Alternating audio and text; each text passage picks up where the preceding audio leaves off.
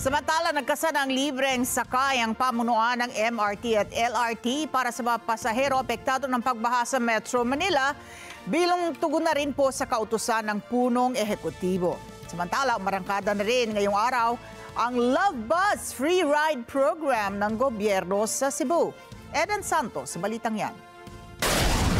Ipinagutos ni Pangulong Ferdinand Marcos Jr. ang libreng sakay sa MRT 3, LRT 1 at 2. Sa harap ito ng suspensyon ng klase dahil sa malakas na pagulan na nagdulot ng pagbaha sa iba't ibang lugar sa Metro Manila.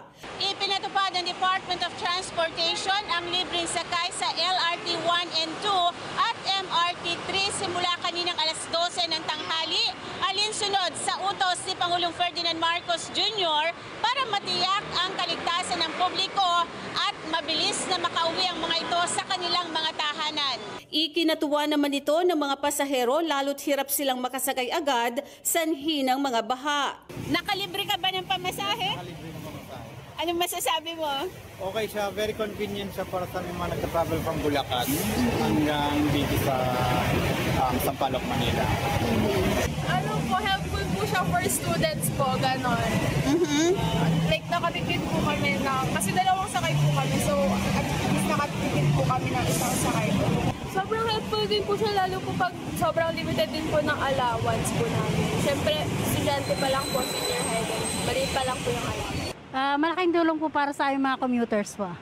I think that's good because yung mga hindi sana sasakay ng MRT because it's not raining, makakasakay na and then they will have free ride. So I think it's very helpful for those who will use the MRT. Ano po, laking tulong po siya kasi makakatipid po siya sa mga estudyante katulad po namin na minsan ginigipit na sa pera po.